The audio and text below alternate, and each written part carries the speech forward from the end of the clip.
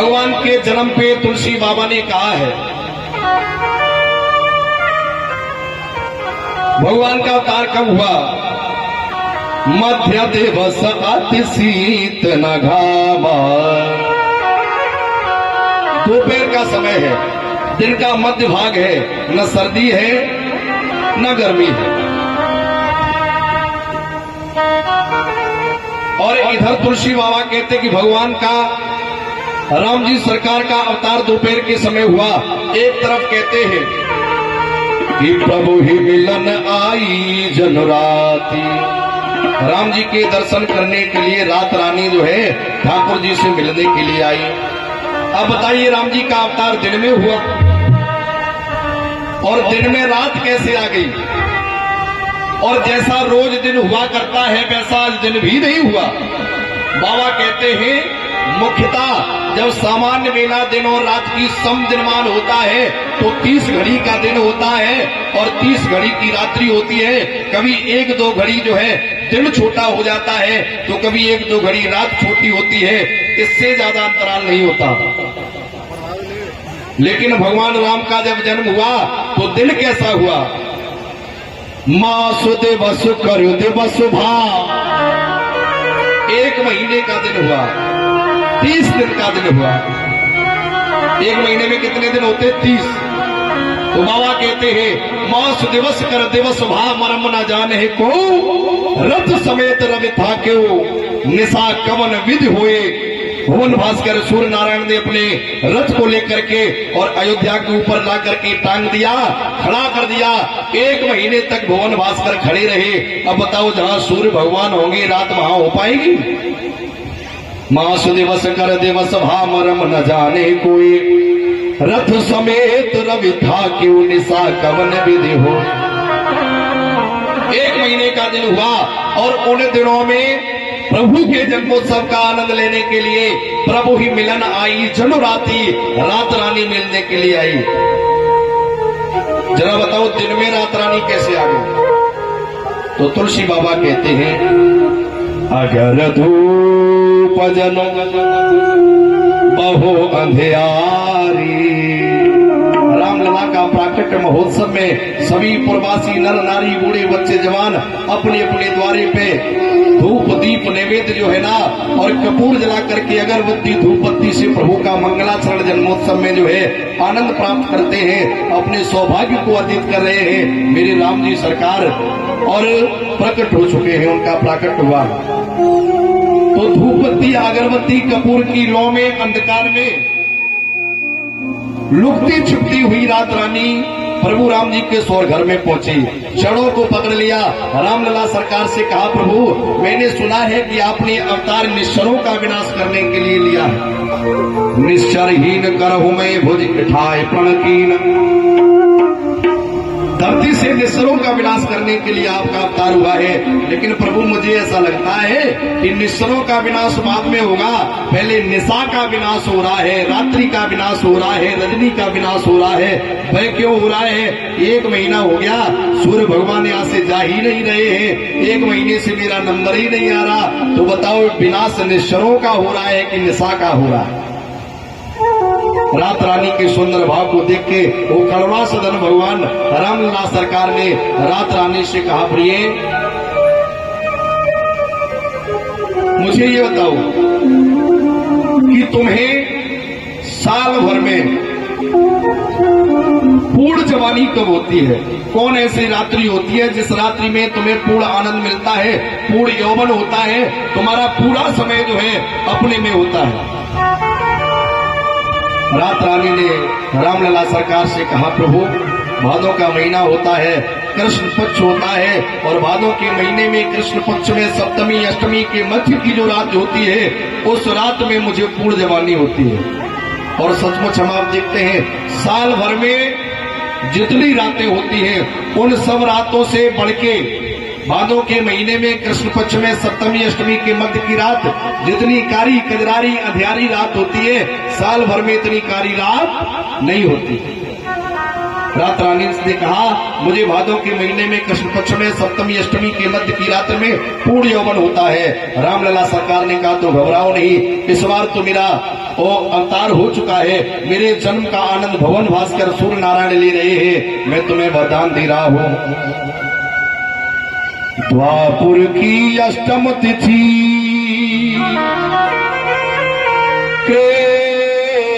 कृष्ण पक्ष आधी रात,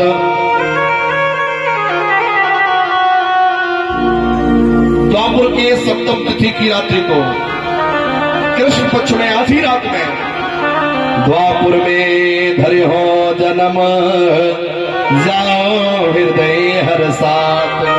भादों की अष्टम तिथि कृष्ण पक्ष अधिरात, द्वापुर में ली हो जन्म, जाओ हृदय हर साथ। रात रानी को वरदान दे दिया। द्वापुर में कृष्ण पक्ष में भादों के महीने में सप्तमी अष्टमी के मध्य की रात्रि जिसमें तुम्हें पूरी यौवन होगा और उसी समय मेरा कृष्ण अवतार होगा। पूरी रात मेरे अवतार का आनंद केवल तुम्हें मिलेगा। पहरेदार भी सो जाएंगे, कोई आनंद का जो है लाभ ले ही नहीं सकता है।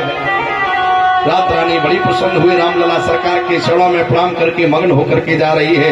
रास्ते में महाराज चंद्रमा का आगमन हुआ। चंद्रमा को देखा। चंद्रमा ने रात रानी से कहा, रजनी तू बड़ी प्रसन्न है, प्रफुल्लता का कारण क्या है? आज तेरे सुख का जो है ना वह मुख कमल बड़ा प्रफुल्लित हो रहा है। क्या कारण है? किस आनंद को तूने प्राप्त किया है? रात रानी ने चंद्रमा से कहा, मुंह उठाए के ऐसे ही घूमो, तुम्हें क्या पता है? अयोध्या में राम जी सरकार का अवतार हो चुका है। मेरे रामलला के अवतार में सूर्य भगवान अपने रथ को रोके हैं, आनंद का लाभ ले रहे हैं, जन्मोत्सव का लाभ ले रहे हैं। और मुझे भी वरदान मिला है। क्या? भादों के महीने में द्वापुर में कृष्ण पक्ष में सप्तमी अष्टमी के मध्य की रात में मेरे प्रभु बालकृष्ण भगवान अवतार धरेंगे। चंद्रमा ने अपने मन में बड़ा ही खेद प्रकट करते हुए कहा, रात रानी को प्रभु ने वरदान दिया है, सूर्य भगवान को भी जन्म का आनंद दे रहे हैं, न जाने मेरे लिए कुछ बचा भी है कि नहीं। भागता हुआ चंद्रमा प्रभु के पास गया, क्षणों में गिर के कहने लगा, प्रभु तुमने भुवन भास्कर सूर्य नारायण को अपने जन्म का आनंद दे रहे हैं, रात रानी को दे दिया, इस अभागे के लिए भी कुछ बचाया है क्या? भगवान राम जी ने चंद्रमा से कहा, प्यारे घबराओ नहीं, अरे धैर्य धरो, सस्य शांत रहो, तब संत स्वभाव सदा मोहि प्यारो।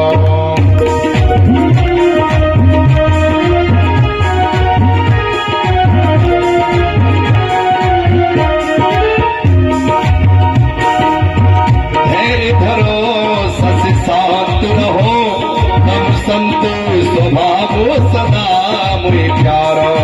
धैर्य धरो, सस्य शांत रहो, तब संत स्वभाव सदा मोहि प्यारो।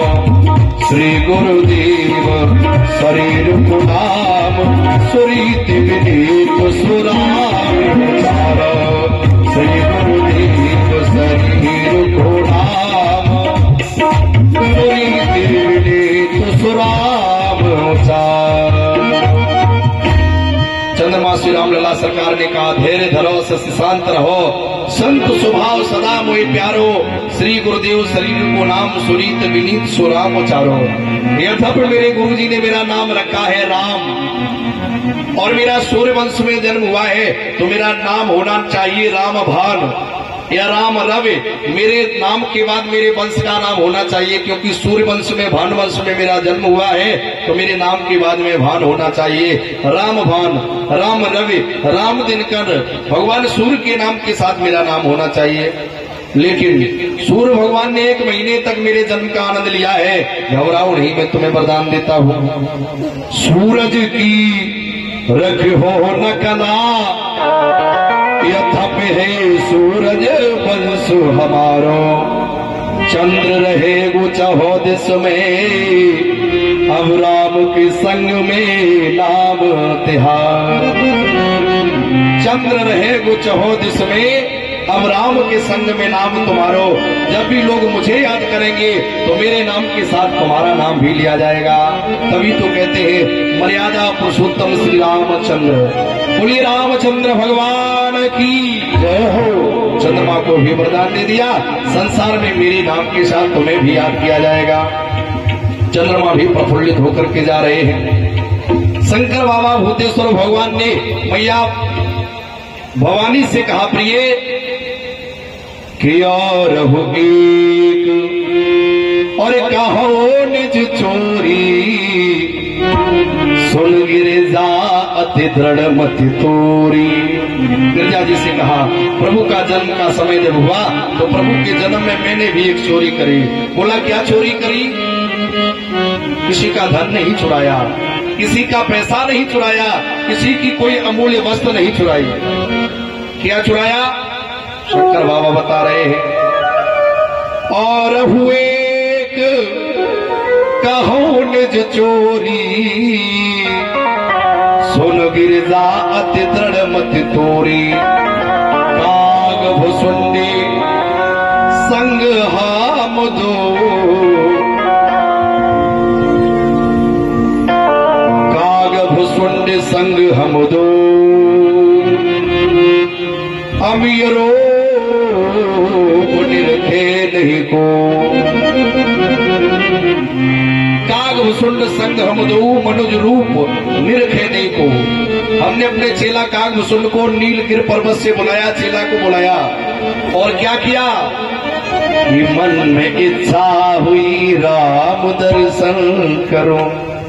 मेरे मन में भी अभिलाषा हुई, हम भी अपने प्यारे राम जी का जो है ना दर्शन करने के लिए अयोध्या में जावे। अरे मन में इच्छा हुई राम दर्शन करूं, प्यासे नैना मेरे छटपटाने लगे। मन में इच्छा हुई राम दर्शन करूं, प्यासे नैना मेरे छटपटाने लगे। मन में इच्छा हुई राम दर्शन करूं, मन में इच्छा हुई राम दर्शन करूं, प्यास नैना मेरी छटपटाने लगे। मन में इच्छा हुई राम दर्शन करो, और प्यास नैना मेरे छटपटाने लगे। त्याग शिव रूप को मैं मदारी बना, त्याग शिव रूप को मैं मदारी बना। भोले गौरा को गाथा सुनाने लगे, त्याग शिव रूप को मैं मदारी बना। भोले गौरा को गाथा सुनाने लगे, त्याग शिव रूप को मैं मदारी बना।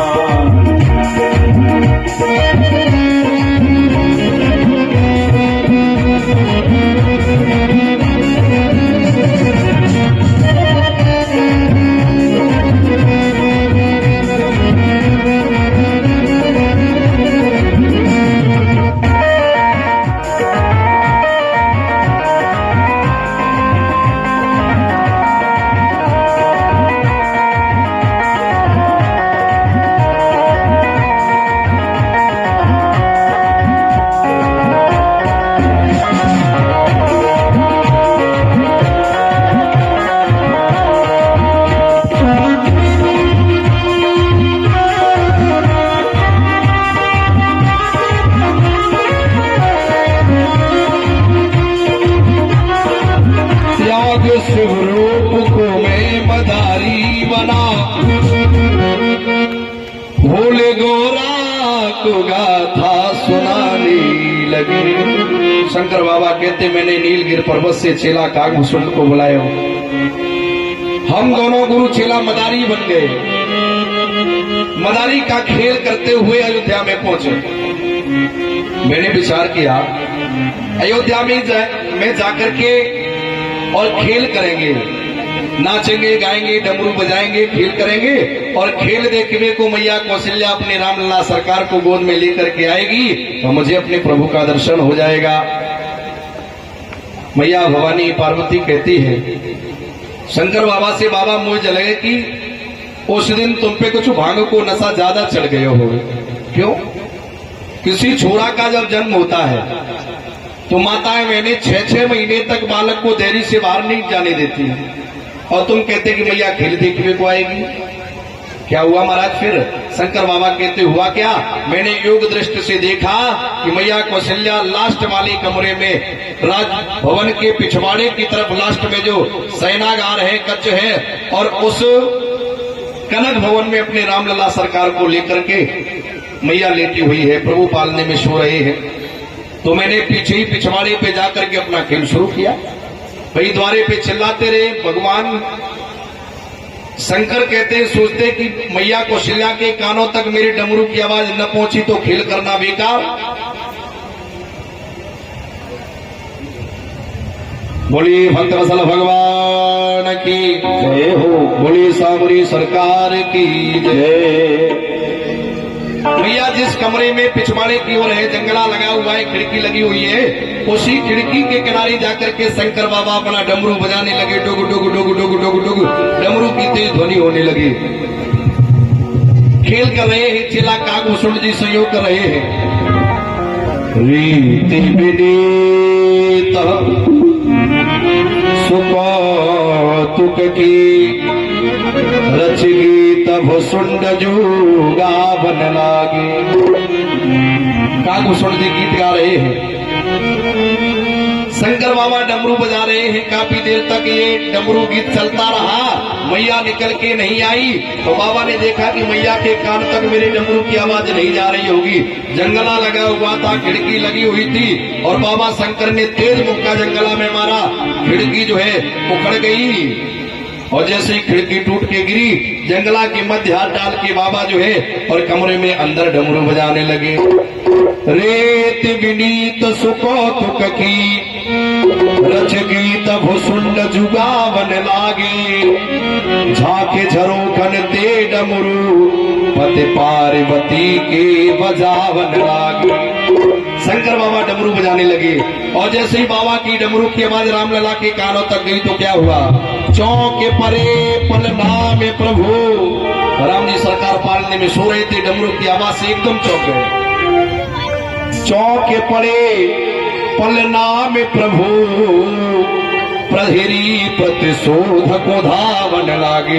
मैया कौशल्या ने दूतों से कहा, अरे जाओ इन दुष्टों को मार के भगा दो, इसने मेरे प्यारे रामलला को जगाया है। पहरेदार भाग खड़े हुए, किसी ने डमरू छीन लिया, किसी ने झोली छीन ली, काऊ ने झंडा छीन लियो, काऊ ने मुक्का मारो, काऊ ने लात को प्रयास करो। बढ़िया से ठुकाई कर दी शंकर बाबा की चेला के संग, और पिटाई करके अयोध्या से बाहर सरयू के किनारे फेंक दिया। चौके परे पल नाम प्रभु प्रहरी प्रतिशोध को धावन लागे। आए धरे अनुराग भरे उन भागवतों को भगावन लागे। पार्वती मैया कहती बाबा से, बाबा मोए तो पहले ही पता चल गए हो कि तुम्हारी कछु बकाया हाथी, और पिटवे को ही गए।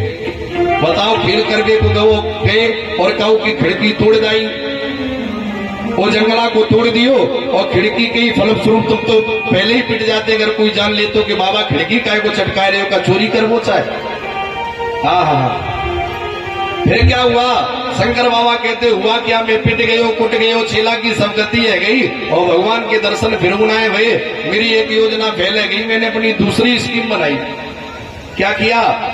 मैं बूढ़ा ब्राह्मण बन गया, चेला को संग में कियो। चेला से कहा कि पूरे अयोध्या में जाकर के घोषणा कर दो कि नगर में एक ब्राह्मण आया है जो हस्तरेखा का बोध रखता, हाथ देख लो जाने। अब की बार बाबा शंकर ने बढ़िया विद्या का जो है और समावेशन किया है, क्योंकि माताओं बहनों में ये विद्या बड़ी प्रचलित होती है। कोई पंडा पुजारी भिखारी कोई चलवाए, चाहे 6 महीना न आयो, हड्डी फड्डी डाल के जो है उल्टो सीधो द्वारे पे चलवाए, और माता बहने बैठ जाती है अपनी बहू को हाथ दिखाने के। देख बाबा मेरी बहू के हाथ में, जाके भाग्य को देख के बता 6 साले है गई ब्याह के भाई, छोरा की कौन के छोरी बनाए भाई। अरे जाके भाग्य में छोरा या छोरी होवे तो बता दे, नहीं होवे तो बता दे। अगर जाके भाग्य में छोरा छोरी ना होवे तो मैं तो अपने मोड़ा के वेद से ब्याह कर लूँ, मुझे बता दे जाके भाग्य में कहा है। माताओं बहनों में बड़ी विद्या प्रचलित है। तो बाबा ने सोचा कि मैया कौशल्या भी अपने राम लला का जो है हाथ दिखाएंगे को आएगी और मुझे अपने प्रभु का दर्शन हो जाएगा। क्या हुआ, पूरे अयोध्या में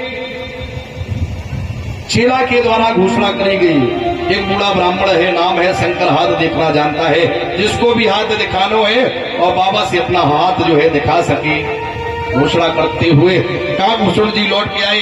शंकर बाबा जो है नगर में प्रवेश किए, सबके हाथन की रेखा को देखते हुए किसी को बताते हैं कि तेरे बेटा की नौकरी लग जाए, काऊ से कहे बढ़िया सी बहू मिल जाए, काऊ से कहे बहू तेरी सेवा करे और काऊ से कहे बहू तो मुक्कन मारे, और ऐसे बताते भाई चले जा रहे हैं। लेकिन बात क्या है, शंकर बाबा इन नगरवासियों का हाथ नहीं देखना चाहते हैं, वो तो राम लला का दर्शन करना चाहते हैं। काकभूषण जी की बात को महाराज कौशल्या महारानी के एक दासी है, उसके कानों में आवाज गई, एक ब्राह्मण आया है, नाम शंकर है, हाथ देख लो जाने।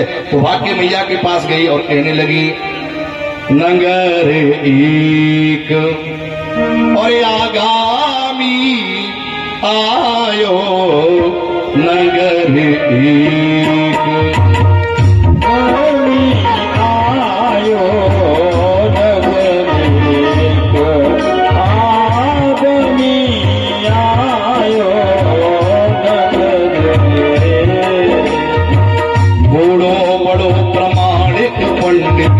शंकर नाम सुहाया, बड़ो प्रमाणित पंडित शंकर नाम सुहायो, बड़ो प्रमाणित पंडित शंकर नाम सुहायो, बड़ो प्रमाणित पंडित शंकर नाम सुहायो। एक करतल देख करत सब गुण गने, करतल देख करत सब गुण गने, बहुतन परिचय पायो, नगर एक आगामी आयो, नगर एक आगामी आयो, नगर एक। दासी ने जाकर के कहा, नगर में शंकर नाम का ब्राह्मण आया है, हाथ देखनो जाने। मैया से कहा, मैया अपनी राम लला को हाथ दिखा दे। कौशल्या मैया के मन में आया, सचमुच में अपने लाला के, अपने प्यारे के हाथ को दिखाओ। दासी से कहा कि ब्राह्मण को भवन में लेके आओ। दासी द्वारे पे गई, बाबा शंकर से कहा, भाग्य खुल गए विप्रवर। बाबा त्यारे भाग्य खुल गए, क्यों? भाग्य खुल गए विप्रवर, चलो हमारे साथ राजभवन में देखियो श्री राम लला को हाथ। बाबा तेरे भाग्य खुल गए, मेरे संग में राजभवन में पधारो। क्यों? वहाँ राम जी लला के, राम सरकार के जो है ना, और हाथ को देख के जो है आप बताओगे तो मैया प्रसन्न होकर के नाना प्रकार से सोना चांदी हीरे जवाहरात मोती मणियों की माल जो है और भर करके थाली तुम्हें दान कर देगी। तुम्हारा दर दर भटकना आज ही बंद हो जाएगा। अब भगवान शंकर तो इसीलिए आए हैं, प्रभु राम का हाथ देखना। दासी बुलाने आई, भवन में प्रवेश कर रहे हैं। पीछे मुड़के दासी ने देखा कि बाबा के संग में चेलाऊ जा रहे हो। दासी ने कहा, ए बाबा तनिक ठहर जाओ। क्यों? या चेला को कहा संग लिए फिर रहे हो? महारानी ने केवल तुम्हें बुलाया है, चेला को नहीं बुलाया। काकभूषण जी ने अपना झोला झंडा जमीन पे रखे और माथे पे हाथ मारो, विधाता जितने शंकर जी पिटे उतनो ही मैं पिटो, कम इनसे उनाई में पिटो। लेकिन बाबा को बुलाए रहे और मेरे लिए जो है मना करवा रहे हैं। प्रभु कैसी लीला है। शंकर बाबा भी मन ही मन सोच रहे हैं कि चेला को नीलगिर पर्वत से बुलाए के पिटवाए दियो और दर्शन अकेले कराए। तो चेला सोचे गुरु जी ने बढ़िया से हिफाजत करवाए दी और हजामत बन गई। बाकी बात जो है ना दर्शनों भई ना। शंकर बाबा बड़ी दयालु है। बाबा ने देखा कि चेला के बिना काम नहीं बने। पार्वती मैया से बाबा कहते कि जब मेरी ये दूसरी भी योजना फेल होने को हुई तो मैंने तीसरी स्कीम बनाई। क्या किया? मैंने दासी से कहा, दासी मेरी जे तो बड़ी बड़ी आंखें दिख रही ना है, हाँ इन आंखें से मोह कछु दिखे ना है, मैं तो अंधो हूं। काज बने ना युगल बिन, या चेला के बिना तो कोई काम ही नहीं बने, क्यों मैं अंधा हूँ। चेला हाथ देख के रेखा बताए, गुरुजी अमुक रेखा मण पर्वत से टकराती हुई तिरछी हो रही है। तब मैं वहां को गुणदोष कहूं। काज बने ना जुगल बिन, करो न जापे रोष, रेखा देखत शिष्य जे तब में वर्णत गुण दोष। चेला के बिना तो कोई काम ही ना बने, क्योंकि मैं तो अंध हूँ। अब दासी कहा जाने बाबा को दीवार के बाद तरफ क्यों दिखावे। शंकर बाबा कहते मैं अंध हूँ, इन आंखें से कछु सूझे नहीं। भी शंकर बड़े दयालु है, जो दीनानाथ कहावत है। वे शंकर बड़े दयालु है, और जो दीनानाथ कहावत है। कैसे दयालु है, उनकी कृपा से क्या होता है। जिनके खाए वे को अन्न नहीं, बेछप्पन भोग लगावत है। जिनके खाए वे को अन्न नहीं, बेछप्पन भोग लगावत है।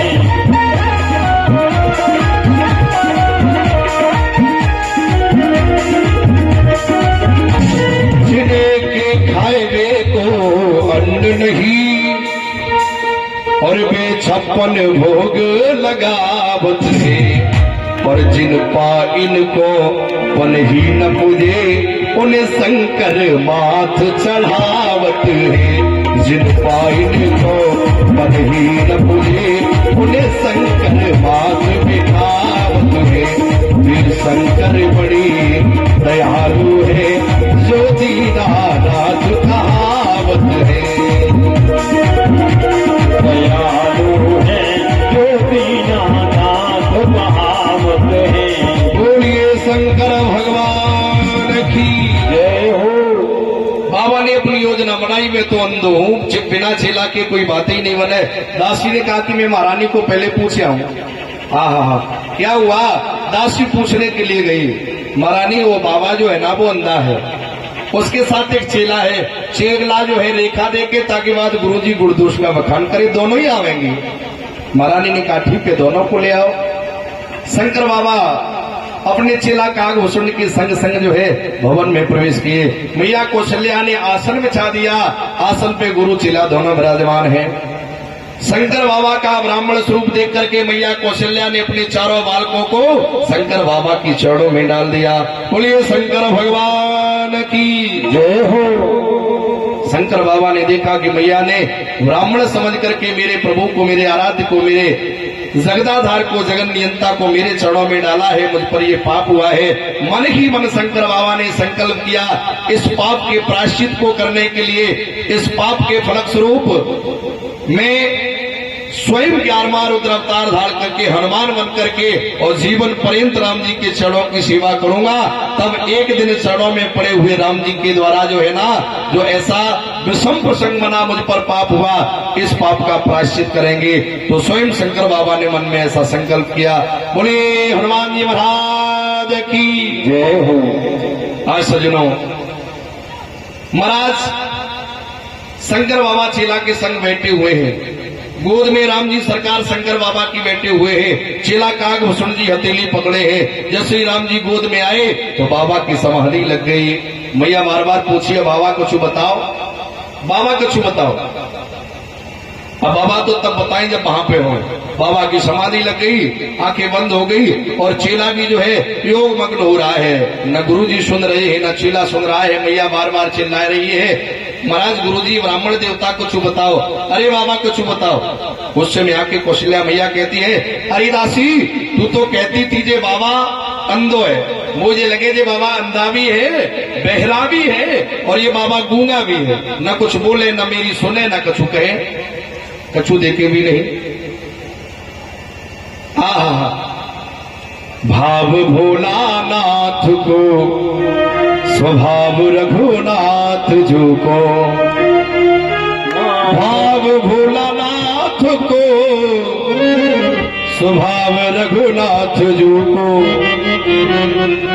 गाए गाए शेष और शारदा गावेला, गाए गाए शेष और शारदा गावेला, गाए गाए शेष और शारदा गावेला। ध्यान मगन बैठे बहे प्रभु को प्रमोद देखे, ध्यान मगन बैठे बहे प्रभु को प्रमोद देखे। शंकर बाबा की गोद में प्रभु बैठे हुए हैं, भूषुंड जी ध्यान मग्न बैठे हुए हैं। इस चरित्र चित्रण की व्याख्या करने के लिए गाय गाय शेष और शारदा गावेला पूरा नहीं कर पाते हैं। मैया कौशल्या चिल्ला रही है, बाबा कछु बोलो, बाबा कछु बोलो, और बाबा नहीं बोले तो अपने राम जी को लेने के लिए मैया आगे बढ़ी तो क्या देखा, ध्यान मगन बैठे बहे प्रभु को प्रमोद देखे, ध्यान मगन बैठे बहे प्रभु को प्रमोद देखे। गोद तज जननी की ओर प्रभु जावे ना, गोद तज जननी की ओर प्रभु जावे ना, गोद तज जननी की ओर प्रभु जावे ना, गोद तज जननी की और प्रभु जावे ना।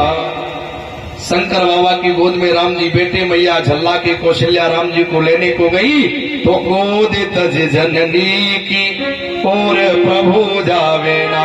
अब राम जी जो है मैया की ओर नहीं जा रहे हैं, हर की हथेली गहे और शिष्य हूँ सरागे भागे, उमग्यो अनुरागे सौभाग्य कछु आवे ना।